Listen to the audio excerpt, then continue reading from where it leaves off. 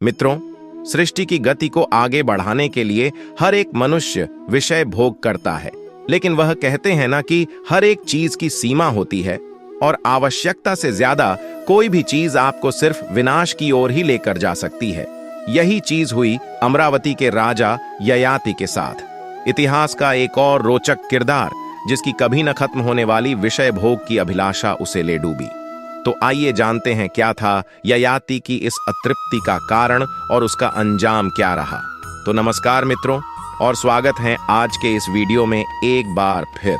मित्रों, यह बात महाभारत काल की है, जब अमरावती नगरी में चंद्रवंशी राजा ययाति राज करता था। स्वभाव से ययाति भोग विलास प्रवृत्ति का था।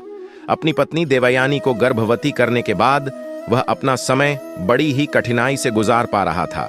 ऐसे में एक दिन उसकी दृष्टि देवयानी की दासी शर्मिष्ठा पर पड़ी। शर्मिष्ठा कहने को तो एक दासी थी, लेकिन असल में वह भी एक राजकुमारी थी, जो अपने पिता द्वारा किए गए वचन के कारण अपनी सखी देवयानी की दासी की हैसियत से महल के बाहर एक कुटिया बनाकर रहती थी। एक दिन उचित अवसर देख ययाति उसकी कुटिया में पहुंच गया और देखे तो शर्मिष्ठा भी कम नहीं थी। मन ही मन बदले की भावना को दबाए राजा की इस इच्छा को उसने पूरा कर दिया। ये पहली बार था जब ययाति ने अपनी पत्नी के भरोसे को तोड़ा था, लेकिन यह सिलसिला यहीं नहीं थमा। यात्री लगातार 3 वर्षों तक शर्मिष्ठा के साथ विषय भोग करता रहा, जिस दौरान उसने शर्मिष्ठा को 3 बार गर्भवती भी किया। फिर एक दिन रानी को इसकी भनक लगी और उसने क्रोधित होकर यह सारी बातें अपने पिता दैत्य गुरु शुक्राचार्य को बताई। फिर क्या था, दैत्य गुरु ने क्रोध में आकर ययाति को शुक्र ही अर्थात वृद्ध होने का श्राप दे दिया, जिसके असर से ययाति देखते ही देखते बूढ़ा हो गया। उसके शरीर में अब विषय भोग करने की शक्ति नहीं बची, लेकिन फिर भी उसका मन यह स्वीकार करने को तैयार नहीं था, और जैसे ही कोई स्त्री उसके निकट आती, उसकी काम वासना प्रबल होती, लेकिन शक्ति न होने के कारण वह वहीं हार मानकर बैठ जाता। इस प्रकार धीरे धीरे समय बीतता गया और ययाति मृत्यु के निकट पहुंच गया। ऐसी ही एक रात, जब ययाति काम वासना की अतृप्ति से परेशान विश्राम करने की कोशिश कर रहा था, उसके सपने में यमराज दिखे और बोले, ययाति, अब तुम्हारे जाने का समय आ गया है। ऐसा बुरा सपना देख ययाति विचलित हो गया और अगली सुबह उठते ही अपने ससुर से अपने खोए हुए यौवन और जीवन की भीख मांगने के लिए वह गुरु शुक्राचार्य के पास पहुंच गया। अपने दामाद की इस दशा पर दया खाकर उन्होंने ययाति को मौत से बचने का एक सुझाव दिया, और उसी सुझाव के चलते जब यमदूत उसे लेने आए तो वह काल से अनुनय विनय करने लगा और कहने लगा कि हे यमराज, श्राप के कारण ही मेरी यह दशा हुई है, लेकिन अभी भी मेरी बहुत सी कामनाएं अधूरी हैं। कृपा कर आप मुझे 100 वर्षों का जीवन और दान दे दें। जब मैं विषय भोग कर वासना से मुक्त हो जाऊंगा, तब मैं राजी खुशी आपके साथ चल दूंगा। काल ने ययाति को उत्तर दिया, नहीं, यह संभव नहीं। इस लोक में हर मनुष्य की आयु निर्धारित है, इसीलिए तुम्हें भी सभी के समान अपना देह त्याग कर मेरे साथ ही यमलोक चलना होगा। ययाति गिड़गिड़ाने लगा, महाराज, इस सृष्टि के सभी जीव जंतुओं की मृत्यु आप ही के अधीन है। आप ही तो काल और महाकाल हैं, और अगर आप चाहें तो ऐसा क्यों नहीं हो सकता। अंततः यमराज को भी ययाति पर दया आ गई और उन्होंने उसके सामने एक प्रस्ताव रखा। तेरे 5 पुत्र हैं, यदि उनमें से कोई भी तुम्हें अपने हिस्से का यौवन देने को तैयार हो जाए, तो तू यहीं रहकर सुखपूर्वक अपनी इच्छाएं पूरी कर सकता है।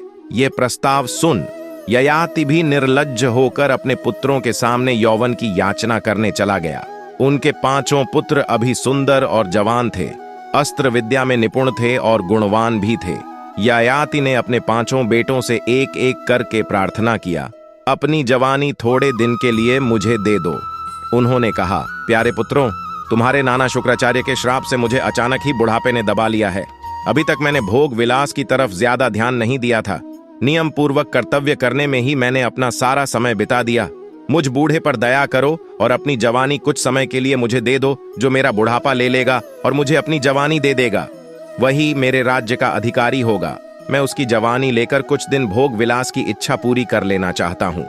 राजा की इस प्रार्थना के उत्तर में बड़े बेटे ने कहा, पिताजी, आप यह क्या मांग रहे हैं? अगर मैं आपको अपनी जवानी देकर आपका बुढ़ापा खुद ले लूं, तो नौकर चाकर और युवतियां मेरी हंसी नहीं उड़ाएगी। ये मुझसे नहीं हो सकता। मुझसे ज्यादा आपको मेरे भाई पर प्यार है, उसी से क्यों नहीं मांगते? दूसरे बेटे ने कहा, बुढ़ापा आदमी को कमजोर बना देता है, रंग रूप बिगाड़ देता है। बुद्धि भी बूढ़े की स्थिर नहीं रहती। आप मुझे कहते हैं कि ऐसा बुढ़ापा ले लो। क्षमा कीजिएगा पिताजी, मुझ में इतनी हिम्मत नहीं है। तीसरे बेटे ने भी इसी तरह साफ इनकार कर दिया। उसने कहा, बूढ़ा न हाथी पर चढ़ सकता है, न घोड़े पर सवार हो सकता है। उसकी जवानी लड़खड़ाती है। ऐसा बुढ़ापा लेकर मैं क्या करूं?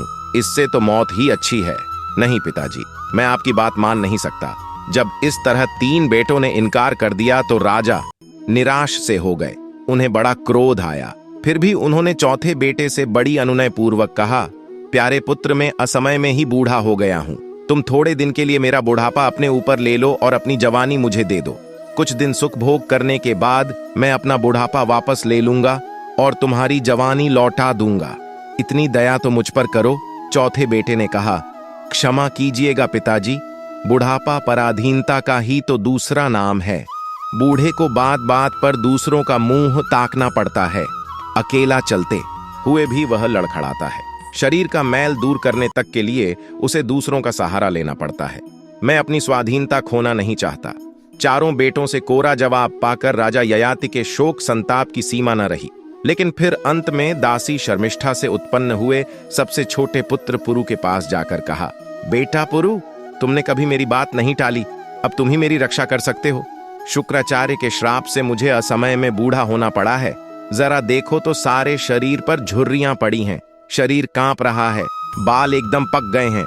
इतना उपकार अपने पिता का करो कि मेरा बुढ़ापा कुछ समय के लिए ले लो और अपनी जवानी मुझे दे दो। जरा भोग की प्यास बुझा लो, फिर तुम्हें तुम्हारी जवानी वापस दे दूंगा। अपने भाइयों की तरह तुम भी नहीं न कर देना। पिता की यह प्रार्थना सुनकर पुरु से न रहा गया। उसका जी भर आया। वह बोला, पिताजी, आपकी आज्ञा सर आंखों पर है। मैं खुशी खुशी अपनी जवानी आपको दे देता हूँ और आपका बुढ़ापा तथा राजकाज संभालने का बोझ अपने ऊपर ले लेता हूँ। ययाति ने यह सुनते ही पुत्र को प्रेम से गले लगा लिया। उसका यह त्याग देखकर यमराज पुरु को समझाने लगे, हे पुत्र, तुमने अब भी देखा ही क्या है? क्या तुम इस संसार के भोग को भोगने की इच्छा नहीं रखते?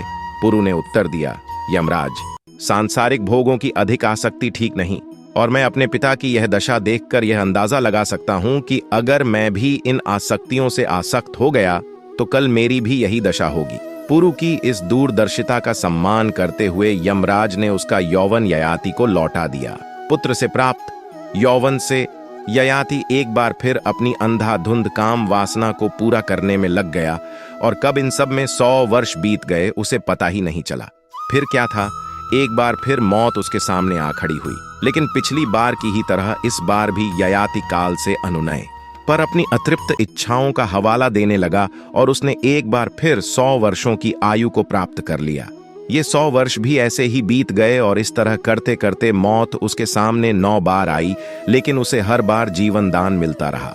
अंततः जब 1000 वर्षों तक भोग विलास करने के बाद भी उसे काम वासना से तृप्ति नहीं मिली, तब उसने पहली बार यमराज के सामने अपनी व्यथा को कह सुनाया, हे राजन, भोगों को मैंने नहीं बल्कि भोगों नहीं मुझे भोग लिया। याति ने अपने अनुभव से पूर्व को भी यही उपदेश दिया कि भोगों की इच्छा उन्हें भोगने से कभी शांत नहीं होती।